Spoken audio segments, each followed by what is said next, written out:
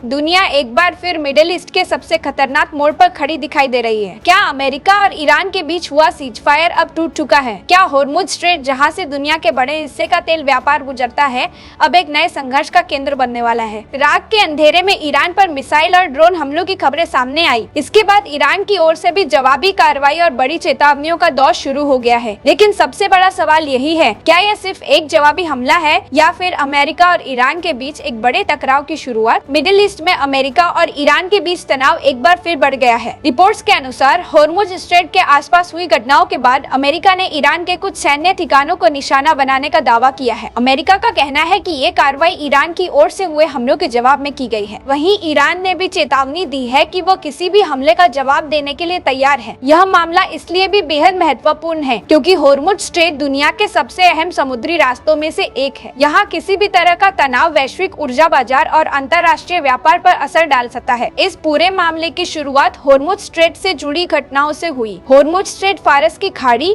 और अरब सागर के बीच एक बेहद महत्वपूर्ण समुद्री रास्ता है। दुनिया के तेल और गैस व्यापार का बड़ा हिस्सा इसी रास्ते से होकर गुजरता है। इसी वजह से अमेरिका, ईरान और अन्य देशों के लिए यह इलाका रणनीतिक रूप से बेहद अहम माना जाता है। रिपोर्ट्स के मुताबिक इस क्षेत्र से गुजर रहे कुछ व्यावसायिक जहाजों को लेकर विवाद सामने आया। ईरान की ओर से दावा किया गया कि कुछ जहाज उसके नियमों और सुरक्षा निर्देशों का पालन नहीं कर रहे थे। इसके बाद जहाजों पर हमले की खबरें आई, जिसके बाद अमेरिका ने जवाबी कार्रवाई की बात कही। अमेरिकी पक्ष के अनुसार ईरान की ओर से समुद्री क्षेत्र में हुए हमलों के बाद अमेरिकी सेना ने कार्रवाई की। अमेरिकी सेंट्रल कमांड यानी सेंटकम ने दावा किया कि ईरान के मिसाइल और ड्रोन से जुड़े ठिकानों तथा कुछ तटीय रडार सुविधाओं को निशाना बनाया गया। अमेरिका का कहना है कि यह कार्रवाई क्षेत्रीय सुरक्षा और समुद्री आवाजाही को सुरक्षित रखने के लिए की गई। वहीं दूसरी तरफ ईरान ने भी अमेरिका के आरोपों को स्वीकार नहीं किया और अपनी तरफ से अलग दावा किया। ईरान के इस्लामिक रिवोल्यूशनरी गार्ड कॉर्प्स यानी ईरके ने कहा कि वह अपनी क्षेत्रीय सुरक्षा के लिए पूरी तरह तैयार है और किसी भी हमले का जवाब देगा। ईरान की ओर से यह भी चेतावनी दी गई कि अगर आगे कोई हमला हुआ तो उसका जवाब उसकी अपनी रणनीति और समय के अनुसार दिया जाएगा। इस पूरे घटनाक्रम में सबसे ज्यादा चर्चा सीजफायर की हो रही है। अमेरिकी पक्ष का आरोप है कि ईरान की कार्रवाई से युद्ध विराम प्रभावित हुआ है। अमेरिकी नेताओं की ओर से कहा गया कि जवाबी कार्रवाई इसी वजह से की गई। हालांकि ईरान का पक्ष अलग है। ईरान का कहना है कि वह अपनी सुरक्षा और संप्रभुता की रक्षा कर रहा है, यानी इस समय दोनों देशों के दावे एक दूसरे से पूरी तरह अलग है। यही वजह है कि अंतर्राष्ट्रीय स्तर पर चिंता बढ़ रही है कि कहीं यह तनाव फिर से बड़े सैन्य टकराव में न बदल जाए। विशेषज्ञों का मानना है कि अमेरिका और ईरान के बीच सीधा सैन्य संघर्ष सिर्फ इन दोनों देशों तक सीमित नहीं रहेगा। अगर होर्मुज स्ट्रेट में तनाव बढ़ता है तो इसका असर वैश्विक तेल कीमतों, शिपिंग और अंतर्राष्ट्रीय बाजारों पर पड़ सकता है, क्योंकि यह इलाका दुनिया की ऊर्जा आपूर्ति के लिए बेहद महत्वपूर्ण है। दूसरा बड़ा सवाल यह है कि क्या दोनों देश सिर्फ सीमित कार्रवाई तक रहेंगे या फिर आने वाले दिनों में सैन्य गतिविधियां और बढ़ सकती हैं। अभी सबसे बड़ी चुनौती यही है कि तनाव को बातचीत के जरिए नियंत्रित किया जाए। आपको क्या लगता है, क्या अमेरिका और ईरान के बीच ये सिर्फ एक सीमित सैन्य जवाबी कार्रवाई है या फिर एक बड़े संघर्ष की शुरुआत हो सकती है? और दूसरा सवाल, अगर होर्मुज स्ट्रेट में लंबे समय तक तनाव बना रहता है तो क्या इसका असर पूरी दुनिया की अर्थव्यवस्था पर पड़ सकता है? अपनी राय कमेंट में जरूर बताइए। आने वाले दिनों में 3 संभावनाएं दिखाई दे रही है। पहली, दोनों देश दबाव के बाद बातचीत का रास्ता चुन सकते हैं। दूसरी, सीमित स्तर पर सैन्य कार्रवाई जारी रह सकती है। और तीसरी स्थिति सबसे चिंताजनक होगी, जहां छोटे छोटे हमले बड़े संघर्ष का रूप ले सकते हैं। अंतर्राष्ट्रीय समुदाय की नजर अब अमेरिका और ईरान दोनों के अगले कदम पर है। तो कुल मिलाकर होर्मुज स्ट्रेट से शुरू हुआ यह विवाद अब अमेरिका और ईरान के बीच बढ़ते तनाव का नया अध्याय बन चुका है। एक तरफ अमेरिका सुरक्षा और जवाबी कार्रवाई की बात कर रहा है, वहीं ईरान अपनी संप्रभुता और जवाब देने के अधिकार की बात कर रहा है। लेकिन इस पूरे मामले में सबसे बड़ा सवाल यही है,